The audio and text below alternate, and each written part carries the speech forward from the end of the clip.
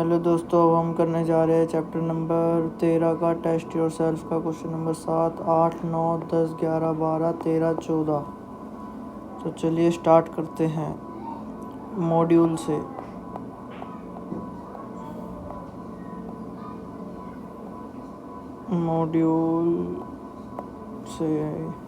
Question number 17 क्या कहता है? Every annual general meeting of company shall be called one day, मतलब एक दिन होगी, वो which is not a national holiday, जो नेशनल हॉलीडे नहीं होता है। Can a adjourn annual general meeting, मतलब हम एडजर्न कर सकते हैं एनुअल मीटिंग कंपनी की be called on a national holiday. Answer है यस। आंसर है main provision as per companies act 1996 of the companies act 2013। Every annual general meeting of AGM shell be called during business hours, मतलब business hours में होनी चाहिए। During business hours,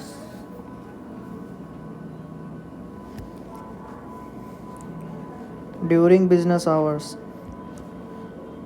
on a day that is not a national holiday, मतलब उस दिन छुट्टी नहीं होनी चाहिए। नेशनल हॉलीडे मीन्स 26 जनवरी, 15 अगस्त, 2 अक्टूबर गांधी जयंती और सेंट्रल गवर्नमेंट द्वारा declare any such day. Question adjourn AGM holiday पर हो सकती है, एडजर्न हो सकती है नेशनल हॉलीडे पर, तो यस हो सकती है। कंपनीज एक्ट में जो रिस्ट्रिक्शन है, कंपनीज एक्ट में जो रिस्ट्रिक्शन है, AGM shall called on a day which is not a national holiday, वो ओरिजिनल AGM के लिए है। ये बोल रहा है जो कंपनी में रिस्ट्रिक्शन है, जो कंपनी में रिस्ट्रिक्शन AGM शैल, मतलब AGM मतलब एक दिन होगी विच जो नेशनल हॉलीडे, एक दिन होगी जो नेशनल हॉलीडे नहीं होता है, मतलब जो नेशनल हॉलीडे नहीं होता है वो ओरिजिनल AGM के लिए है, वो ओरिजिनल AGM के लिए है, वो ओरिजिनल AGM के लिए है। अगर कंपनी अगर AGM वैलिड कन्वीन हुई, अगर वैलिड AGM अगर वैलिड कन्वीन हुई थी और बाद में एडजर्न हो गई, वैलिड कन्वीन हुई थी और बाद में एडजर्न हो गई,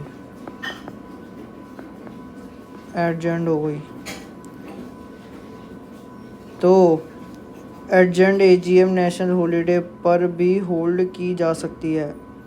तो एडजर्न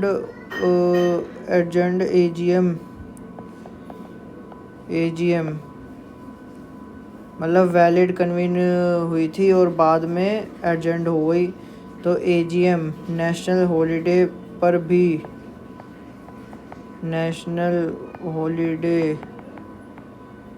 पर भी होल्ड की जा सकती है,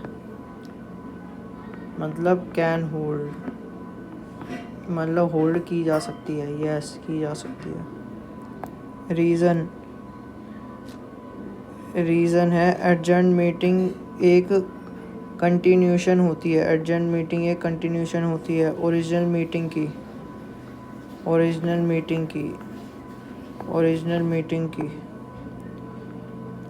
न्यू मीटिंग नहीं मानी जाती, मतलब एडजर्न मीटिंग एक कंटिन्यूशन होती है ओरिजिनल मीटिंग की और न्यू मीटिंग वो नहीं मानी जाती।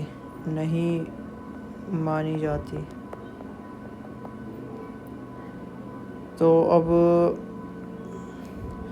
Yes adjourned annual general meeting को नेशनल हॉलीडे पर कॉल होल्ड किया जा सकता है क्योंकि रिस्ट्रिक्शन सिर्फ ओरिजिनल एजीएम पर अप्लाई नहीं होती।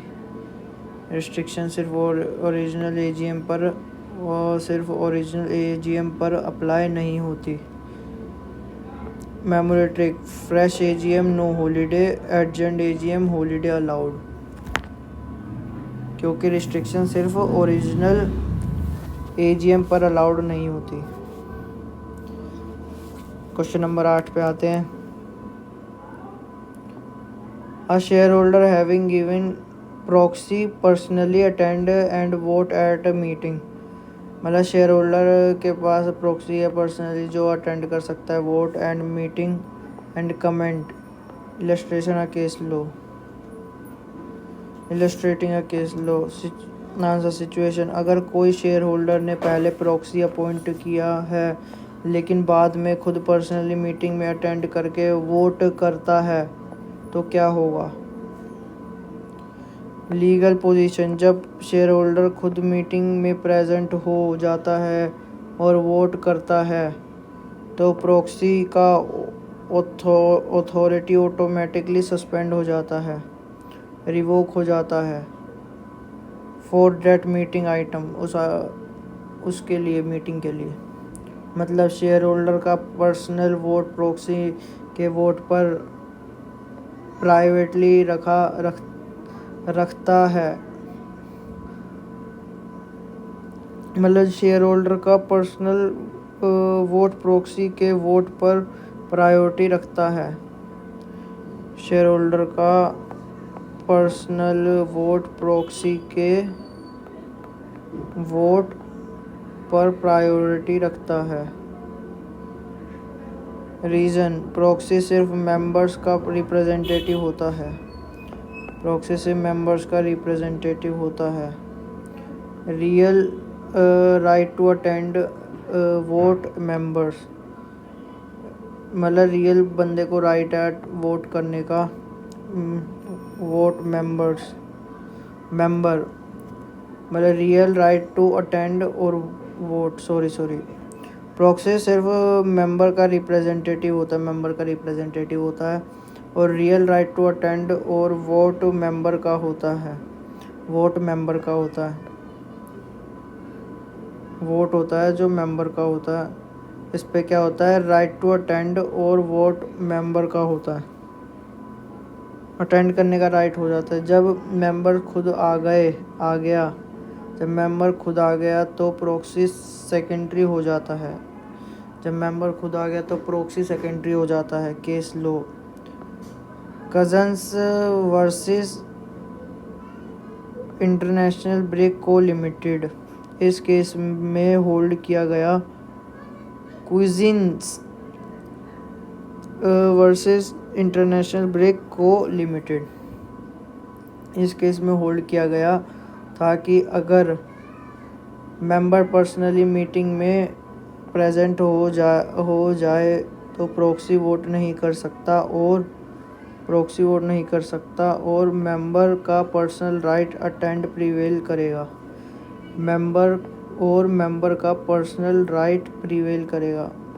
मतलब जो उसका पर्सनल राइट है वो पहले प्रायोरिटी मिलेगी उसे। कंक्लूजन, अगर शेयर होल्डर प्रॉक्सी देने के बाद खुद मीटिंग में आकर वोट करता, प्रॉक्सी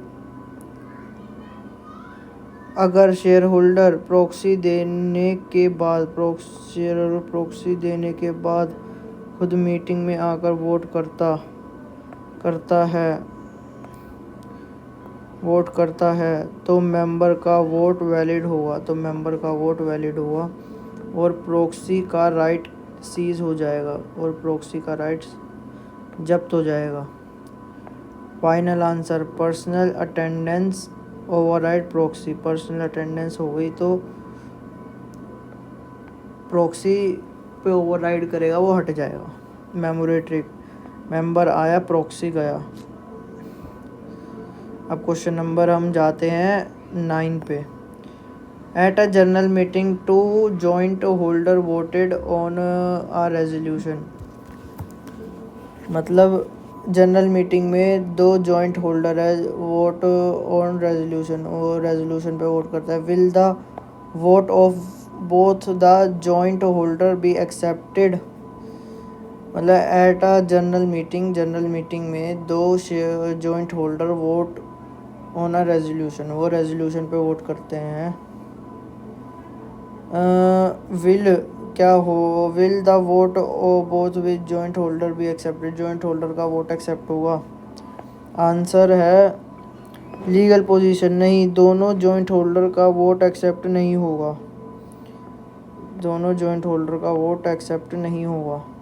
अगर शेयर्स जॉइंटली हेल्ड हैं, दोनों जॉइंट होल्डर्स मीटिंग में वोट करते हैं, तो सिर्फ सीनियर जॉइंट होल्डर का वोट एक्सेप्ट किया जाएगा। सिर्फ और सिर्फ सीनियर वो शेयर होल्डर का वोट एक्सेप्ट किया जाएगा और दूसरे का वोट रिजेक्ट होगा। सीनियर होल्डर कौन होता है? जिसका नाम रजिस्टर ऑफ मेंबर से पहले नंबर पर लिखा होता है। रजिस्टर ऑफ वो मेंबर्स में पहले नंबर पर लिखा होता है। जिसका नाम रजिस्टर ऑफ मेंबर में पहले लिखा होता है, रजिस्टर ऑफ मेंबर में पहले लिखा होता है। जिसका नाम रजिस्टर ऑफ मेंबर में पहले लिखा होता है, वो बंदा रजिस्टर ऑफ मेंबर में पहले लिखा होता है, पहले मेंबर्स पर लिखा होता है, वही सीनियर जॉइंट होल्डर माना जाता है, companies act secretarial practice. Joint holder में से किसी एक को वोट का राइट होता है और कॉन्फ्लिक्ट होने पर फर्स्ट नेम्ड होल्डर का वोट प्रिवेल करता है। जॉइंट होल्डर में से किसी एक को वोट का राइट होता है, मतलब जॉइंट होल्डर में से किसी एक को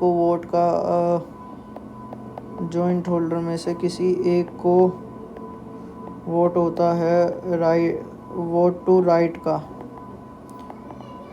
मतलब किसी एक को वोट का राइट होता है और कॉन्फ्लिक्ट होने पर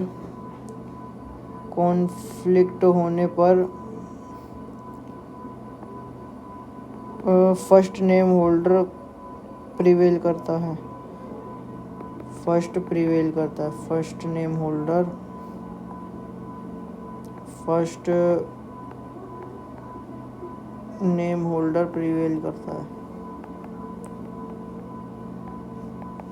नेम होल्डर प्रिवेल करता है।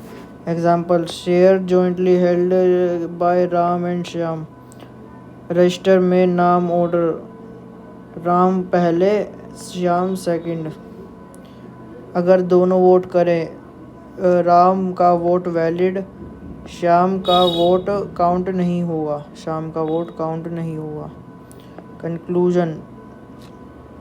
कंक्लूजन है, vote of both joint holder accept नहीं होंगे, वोट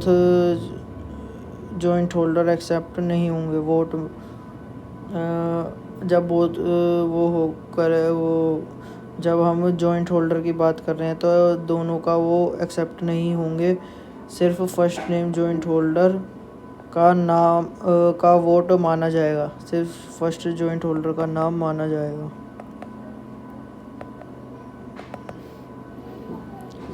फर्स्ट जॉइंट होल्डर का नाम माना जाएगा।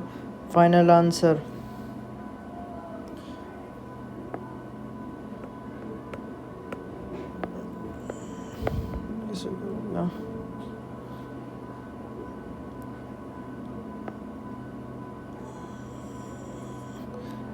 Answer,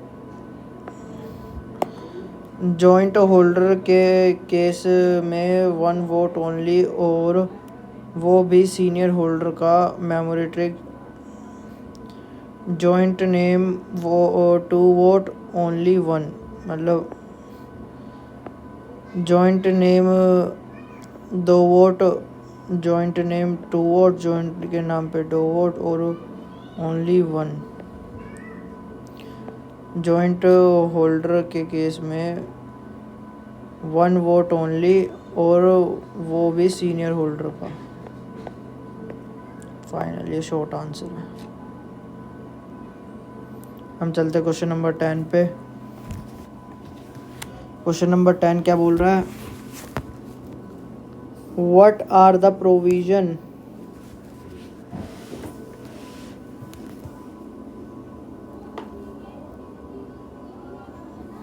What are the provisions of Companies Act in regard to holding of extraordinary general meeting? क्या प्रोविजन है कंपनीज एक्ट के of regard to holding of extraordinary general meeting?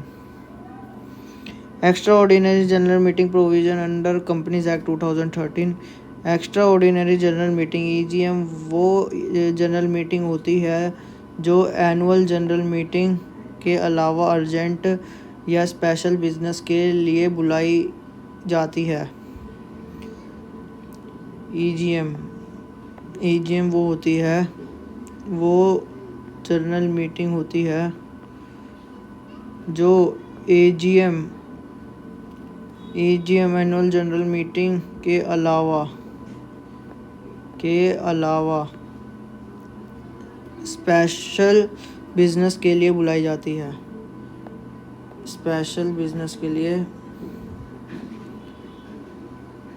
बुलाई जाती है। स्पेशल बिजनेस के लिए बुलाई जाती है। Relevant section 100 of companies act 2013। Section 100 क्या कहता है कंपनीज एक्ट 2013 का? प्रोविजन रिगार्डिंग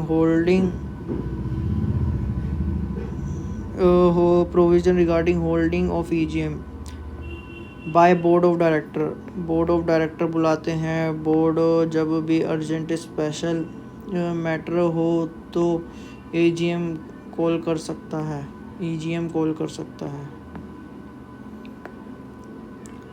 बोर्ड जब भी अर्जेंट स्पेशल मैटर हो तो फिर EGM कॉल कर सकता है।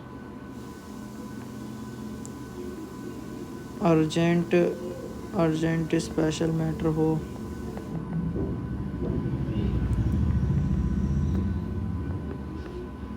तो EGM कॉल कर सकता है। ऑन रिक्वेजिशन ऑफ मेंबर भी EGM डिमांड कर सकते हैं। ऑन रिक्वेजिशन ऑफ मेंबर मतलब मेंबर भी EGM डिमांड कर सकते हैं। इन case of company having share capital, जब शेयर कैपिटल के बात है members holding at least 1/10 of paid up share capital caring voting rights, मतलब EGM जब बुला सकते हैं मेंबर्स जब members 1/10 paid up share capital रखते हो अपने पास वोटिंग राइट्स का।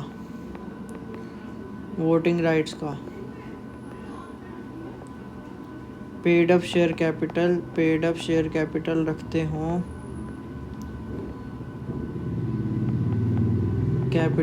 हो वोटिंग राइट्स का।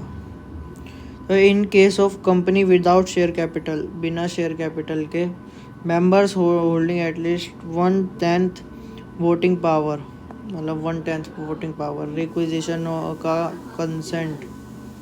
कंटेंट रिक्वेस्ट में matters to be discussed, matter discussed होते हैं। ऑब्जेक्ट्स ऑफ मीटिंग, ऑब्जेक्ट्स क्या है मीटिंग का। मैटर्स टू बी डिस्कस, क्या मैटर डिस्कस करने हैं। साइंड बाय रिक्वेजिशन, कौन साइन करेगा। ये सब रिक्वेजिशन का कंसेंट है, रिक्वेस्ट में होना चाहिए, ये सब होना चाहिए। बोर्ड का ड्यूटी आफ्टर रिक्वेजिशन, बोर्ड को रिक्वेजिशन रिसीव होने के 21 डेज के अंदर मीटिंग कॉल करनी होगी। मतलब बोर्ड का ड्यूटी आफ्टर रिक्वेजिशन, मतलब बोर्ड को रिक्विजिशन रिसीव होने के 21 दिन, बोर्ड को रिक्विजिशन रिसीव होने के, बोर्ड को 21 रिक्विजिशन रिसीव होने के 21 दिन के अंदर, 21 दिन के अंदर, 21 दिन के अंदर मीटिंग कॉल करनी होगी।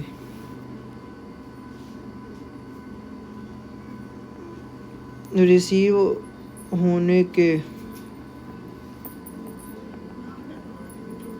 रिक्विजिशन, बोर्ड को रिक्विजिशन रिसीव होने के, रिक्विजिशन रिसीव होने के 21 दिन के अंदर, रिक्विजिशन रिसीव होने के 21 दिन के अंदर मीटिंग कॉल करनी होगी। मीटिंग को रिक्विजिशन डेट से 45 दिन के अंदर होल्ड करना होगा। रिक्विजिशन डेट से 45 दिन के अंदर होल्ड करना होगा। रिक्विजिशन डेट से 45 दिन तक।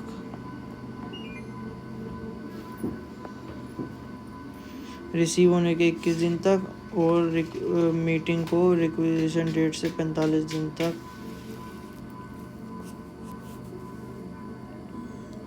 होल्ड करना होगा। एक बोर्ड फेल्स, अगर बोर्ड उन्हें फेल कर दिया, अगर बोर्ड मीटिंग नहीं बुलाता, रिक्विजिशनिस्ट खुद ईजीएम कॉल कर सकते हैं। रिक्विजिशनिस्ट खुद ईजीएम कॉल कर सकते हैं 3 मंथ्स के अंदर फ्रॉम रिक्विजिशन डेट से 3 महीने के अंदर रिक्विजिशनिस्ट ईजीएम कर सकते हैं। नोटिस ऑफ ईजीएम का नोटिस मेंबर्स को प्रॉपर नोटिस पीरियड के साथ दिया जाएगा। ईजीएम का नोटिस मेंबर्स को प्रॉपर नोटिस पीरियड के साथ दिया जाएगा। ईजीएम का नोटिस मेंबर्स को प्रॉपर नोटिस पीरियड के साथ दिया जाएगा। Generally 21 clear days unless shorter notice with in consent.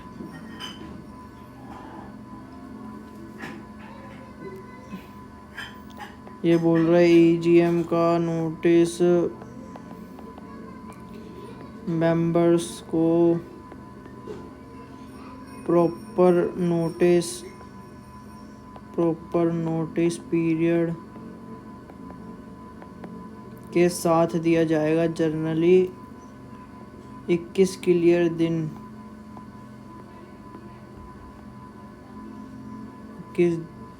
दिन unless shorter notice within consent,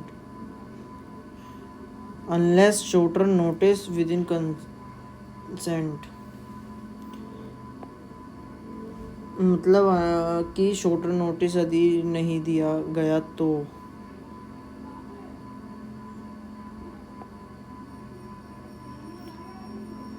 तो बिजनेस इन ईजीएम है। ईजीएम में जनरली स्पेशल बिजनेस ट्रांजैक्ट होता है। ईजीएम में जनरली स्पेशल बिजनेस ट्रांजैक्ट होता है। फाइनल एजीएम के अलावा अर्जेंट मैटर के लिए एजीएम के अलावा अर्जेंट मैटर के लिए होती है। इससे बोर्ड या एलिजिबल मेंबर्स रिक्विजिशन के थ्रू कॉल कर सकते हैं। इससे बोर्ड या एलिजिबल मेंबर्स रिक्विजिशन के थ्रू कॉल कर सकते हैं। मतलब एजीएम के अलावा अर्जेंट मैटर के लिए होती है। से बोर्ड या एलिजिबल मेंबर्स रिक्विजिशन के थ्रू कॉल कर सकते हैं।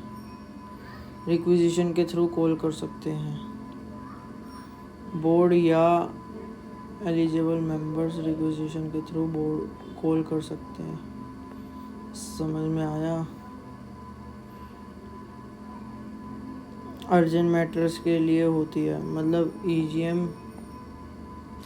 ईजीएम जो होती है, ये बोल रहा है ईजीएम जो होती है एजीएम के अलावा, मतलब एजीएम के अलावा अर्जेंट मैटर्स के लिए होती है।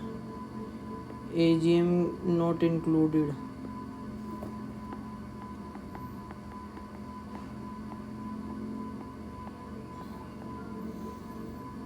इसके अलावा एजीएम के अलावा अर्जेंट मैटर्स के लिए होती है। इसके अलावा अर्जेंट मैटर्स के लिए होती है।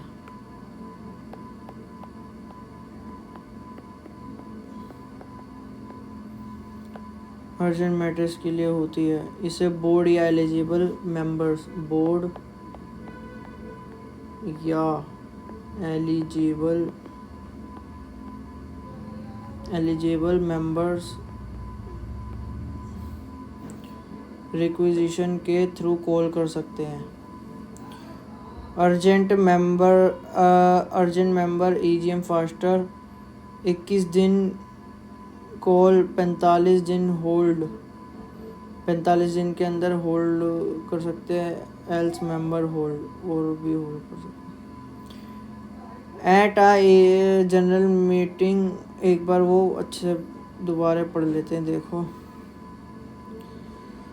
Extra ordinary general meeting EGM provision under companies act 2013। Extra ordinary general meeting EGM वो जनरल मीटिंग होती है जो एनुअल जनरल मीटिंग एजीएम के अलावा अर्जेंट या स्पेशल बिजनेस के लिए बुलाई जाती है। Relevant solution section 100 of companies act 2013। ये क्या है? Provision regarding holding of EGM by board of director. Board जब भी अर्जेंट स्पेशल मैटर हो ईजीएम कॉल कर सकता है। ऑन रिक्विजिशन ऑफ मेंबर्स भी ईजीएम डिमांड कर सकते हैं। इन case of company having share capital, members holding at least 1/10 of paid up share capital carrying voting rights. In case of company without share capital, members holding at least 1/10 voting power. Requisition का consent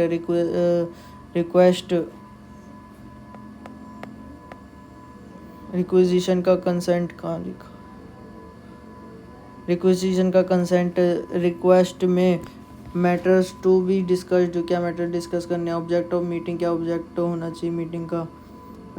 signed requisition होना चाहिए, ये सारी चीज़ लिखी होनी चाहिए।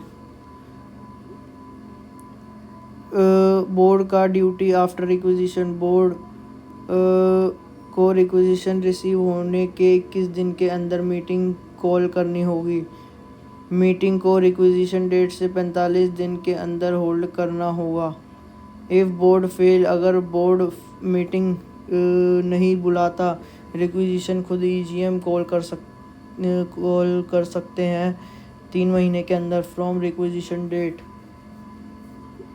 3 months के अंदर को वो कर सकते हैं। नोटिस ऑफ ईजीएम का नोटिस मेंबर्स को प्रॉपर नोटिस पीरियड के साथ दिया जाएगा। जनरली 21 दिन unless shorter notice with in consent. 7 business in EGM में जनरली स्पेशल बिजनेस ट्रांजैक्ट होता है। फाइनल शॉर्ट आंसर, एजीएम के अलावा अर्जेंट मैटर्स के लिए होती है। इससे बोर्ड या एलिजिबल मेंबर्स रिक्विजिशन के थ्रू कॉल कर सकते हैं। Urgent matter is equal to EGM faster, 21 दिन कॉल, 45 दिन होल्ड, एल्स मेंबर्स होल्ड। अब हम चलते हैं क्वेश्चन नंबर 11 पे। At a general meeting of a company matters was to be passed by SR. Out of 40 members present, 20 voted in favor of resolution, 5 voted against it, and 5 votes were found invalid. The remaining 10 members absent from voting. The chairman of the meeting declared the resolution as passed with reference to provision of Companies Act 2013. Examine the validity of the chairman declaration.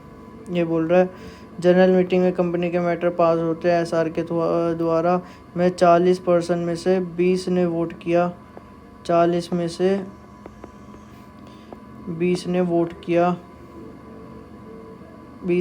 In favour of resolution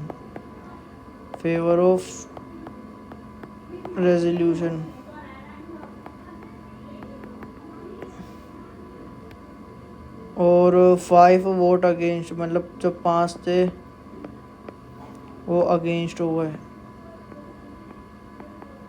5 against थे, 5 were found invalid और 5 हो गए invalid. The 10 members absent,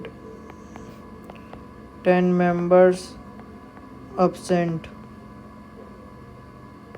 ये absent है, abstain नहीं है, sorry 10 members abstained from voting. The chairman of the meeting declared the resolution as passed. Chairman ने बोल दिया रेजोल्यूशन पास हो गया, रेजोल्यूशन passed, रेजोल्यूशन passed हो गया। With reference the provision of Companies Act 2000 examine valid chairman declaration। ये क्या valid है चेयरमैन का डिक्लेरेशन? जनरल मीटिंग में स्पेशल रेजोल्यूशन पास करनी थी, 40 में से प्रेजेंट 20 ने वोट किया फेवर में, 5 वोट किया अगेंस्ट में, 5 वोट इनवैलिड, 10 अब्सटेन्ड। चेयरमैन ने रेजोल्यूशन पास डिक्लेयर कर दिया। Relevant case law section 114 subsection 2 companies act 2013 special resolution SR तब पास मानी जाती है जब वोट के cast in favour not less than 3 times vote cast in against हो, प्रॉपर नोटिस में स्पेशल रेजोल्यूशन मेंशन हो। इम्पोर्टेंट से वैलिड वोट कास्ट काउंट होते हैं, अब्सटेंड और इनवैलिड वोट काउंट नहीं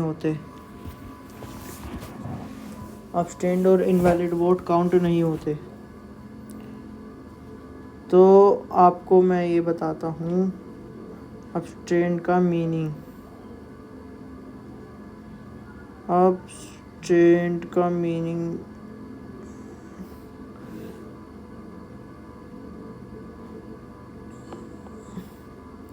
अब्सटेन का मीनिंग होता है जानबूझकर किसी चीज़ से दूर रहना या वोट ना देना, मतलब वोट ना देना या जानबूझकर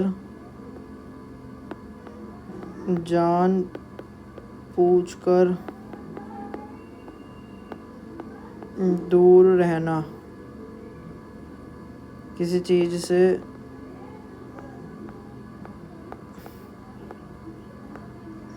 दूर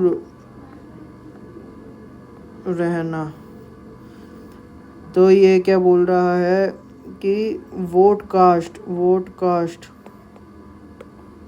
ये बोल रहा है vote cast in favour not less than 3 times, favour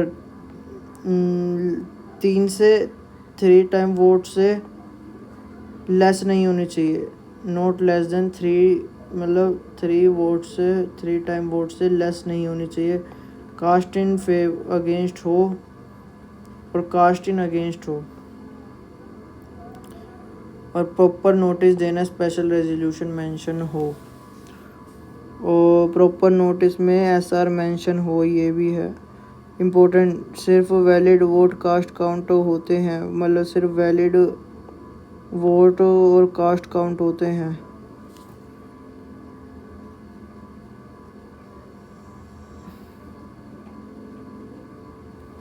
सिर्फ वैलिड वोट और कास्ट काउंट होते हैं, अब्सटेंड और इनवैलिड वोट काउंट नहीं होते। मतलब वोट देना, कास्ट का मतलब होता है वोट देना।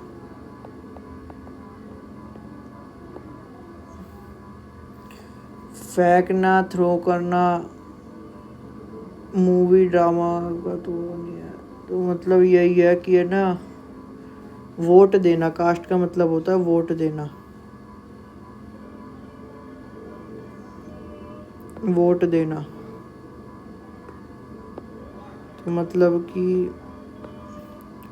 काउंट, मतलब वोट देना, मतलब वो काउंट ऐसे कास्ट अगेंस्ट हो थ्री, मतलब ये अगेंस्ट हो 3 टाइम्स वोट कास्ट अगेंस्ट हो, मतलब 3 बार ये अगेंस्ट होने चाहिए, 3 बार से ज़्यादा ये अगेंस्ट नहीं होने चाहिए, तब पास माना जाएगा, तब पास मानी जाएगी जब ये क्या है, वोट कास्ट फेवर में हो 3 गुना, मतलब 3 टाइम्स अगेंस्ट में नहीं होना चाहिए, 3 times note in against, 3 times know against से ज़्यादा,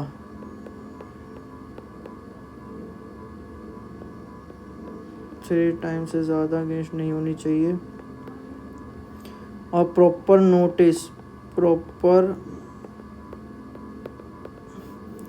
नोटिस एसआर में मेंशन हो, एसआर में मेंशन हो, प्रॉपर नोटिस एसआर में मेंशन हो। क्या है इम्पोर्टेंट, सिर्फ वैलिड वोट कास्ट काउंट होते हैं, अब्सटेंड और वैलिड वोट काउंट नहीं होते। ये तो बता दिया मैंने कि वोट ना देना, ये अब्सटेंड वगैरह में ये सब इनवैलिड होते हैं। वो वैलिड वोट हैं 20, अब्सटेन हुए 5, मतलब ये वोट नहीं दे रहे। अगेंस्ट, मतलब against, sorry in favour 20, against है 5, टोटल है, total valid vote cast 25, required for SR के लिए चाहिए हमें, vote in favour should be at least 3 times vote against, मतलब 3 गुना वोट अगेंस्ट होने चाहिए, मतलब 15। तो वोट इन फेवर 20 था, वोट इन फेवर वोट हुए 20 मतलब फेवर में थे, since condition is satisfy, effect of invalid vote absent 5, invalid vote ignore होंगे और 10 अब्सटेन काउंट नहीं होंगे। तो कंक्लूजन, चेयरमैन को डिक्लेरेशन वैलिड है, resolution properly passed as SR के थ्रू पास हुआ है। फाइनली यस, चेयरमैन सही था, 20 वोट्स फेवर में हैं, जो 5 अगेंस्ट के 3 से ज़्यादा नहीं है, इसलिए एसआर वैलिड पास्ड है। मेमोरेटरी SR favour,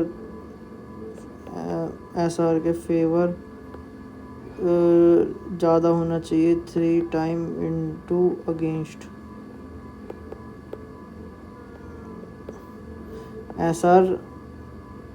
SR is equal to favour ज़्यादा होना चाहिए, इक्वल टू होना चाहिए 3 टाइम्स इनटू अगेंस्ट। इनवैलिड और अब्सटेंट को